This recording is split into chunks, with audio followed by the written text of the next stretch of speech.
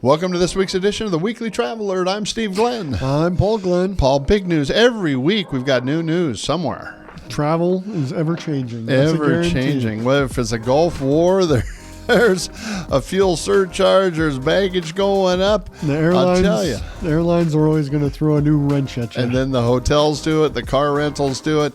Another reason why people ought to listen to the Weekly Travel Alert. Every Tuesday at 10:30, we send out 100,000 emails with the Weekly Traveler. You can go to executivetravel.com and sign up for that. We've been doing this now for 40 years, right, Paul? 40 years. 40 years, Yep. and we've been sending out the Weekly Traveler for about 35. And we thank you for joining us. That today we've got big news again with United Airlines. More complexities. More complexities. I guess that's good news for us in the travel business. It means they need us more. Oh, we are here to simplify. We're feeling the love. Feeling the love. Here we go. United Airlines introduces basic business class. You know, Paul, we did that in the coach class. We do basic economy, and that's no frills, right? Nothing. Yeah. So now you've got the airline said, hey, why don't we do this with our premium classes? And so they're launching basic business class. So they just got things more complicated. Basically, this removes a lot of things. You have non-refundable tickets.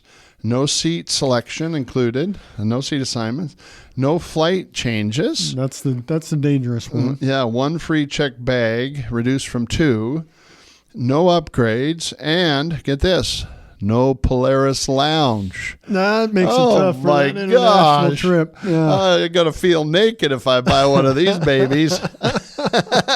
So, hey, I don't know what this means, if it means higher prices or lower prices.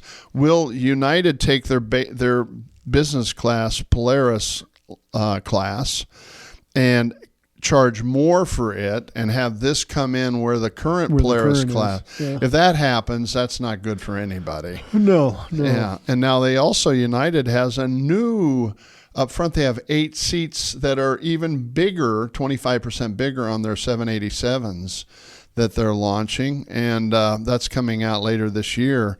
So you're going to just have a very complex business class system. And we've talked about it for as long as I can remember, that's where they make their money. And so, what they're figuring is, post-COVID, people are willing to pay for these perks, and this is going to be a way. I would assume they're going down the path that you mentioned, where the current pricing will be what the basic business is going to be, and then they're going to start charging more if you want some of the other perks that you've gotten used to if you travel business class. To tell you how much things have changed, their new airline configurations will have 64 business class seats, and a whole bunch of the premium economy.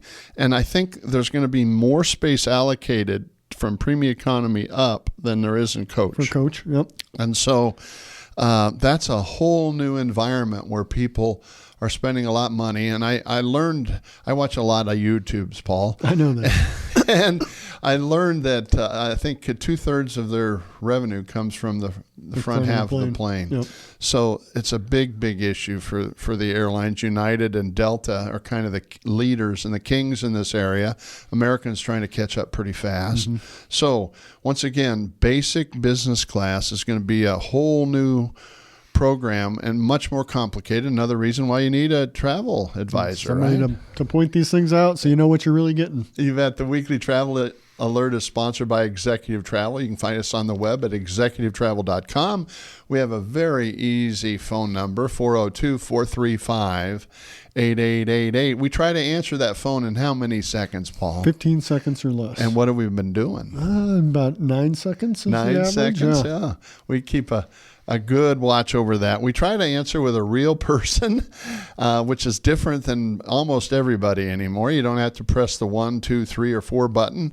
You get a real person to answer the phone. They take control of that, and they try to get you to a real person so that you can get on with your business throughout the day. It's amazing how far we've advanced, but how backwards many people feel Technology. service. When you have high tech and no touch, which a lot of companies in our business do, where we try to have a good balance between high tech and high touch both. Here when you need us. Here when you need us, 24/7. Okay, the second headline in this week's Weekly Traveler, it reads, Premium cabin pricing is about to get more confusing and expensive. So the lowest fare will be fewer benefits.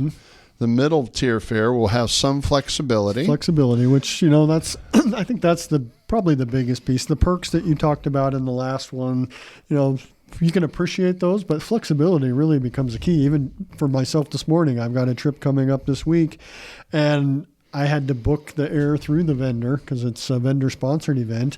And so I really didn't pay attention because they only gave me so many options. And I got to looking at it, and I was like, well, I don't get back till 10 o'clock on Saturday night. That doesn't work for me and my family. So, having the flexibility to then have one of our advisors go direct to the airline, since we didn't book the ticket, and get that change for me this morning, that's a big deal. Did it work? It did. Yep.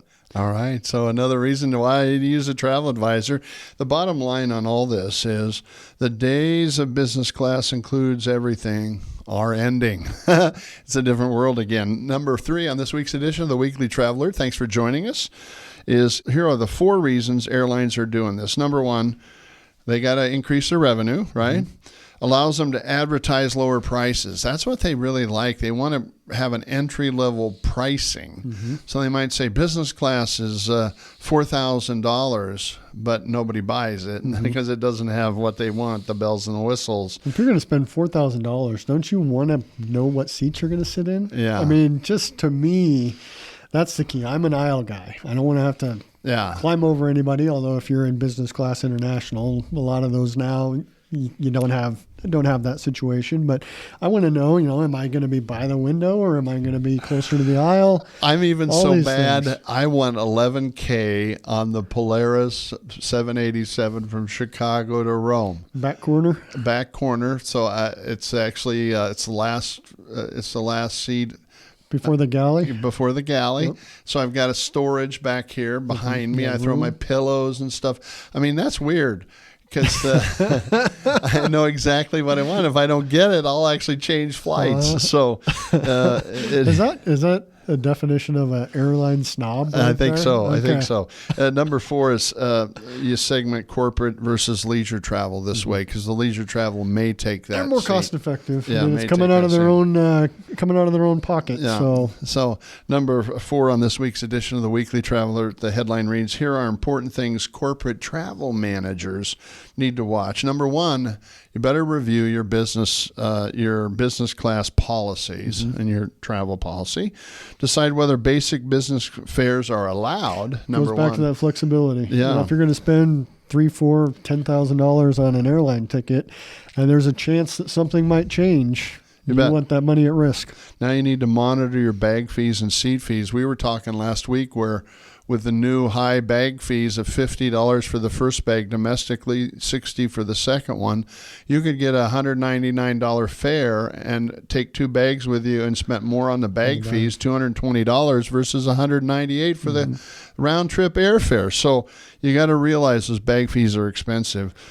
Track change fees and flexibility. That's the other thing is corporate travel managers realize that they need flexibility, and if it costs you to change, that's another consideration. I think about 20% of the transactions that we do are exchanges. So 20% of bookings that we deal with are people making changes to something that they booked. So that's a big percentage when you're looking at details like this. Well, and here's the big change. Ladies and gentlemen, thank you for joining us on the Weekly Traveler. Here's the big change, the big trends. Airlines are becoming retailers. They're basically saying, hey, we're going to sell basic stuff, and if you want to add the frills, it's going to cost you. So here's what they're looking at.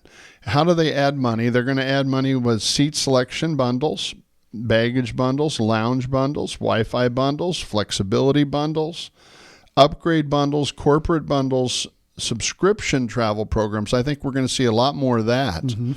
and personalized pricing based on traveler history, which will be really fascinating. It'll be interesting to see how, because their push, and we've talked about it before, is the amount of revenue that the airlines get off their credit card programs. Yeah. So it'll be interesting to see how, as this stuff all comes into play, how they continue to push those credit cards and how those will have an impact on the traveler being able to access some of these things. You know, if you're a 1K, where if you booked coach, you could probably get up to premium economy and get that extra legroom without paying for it.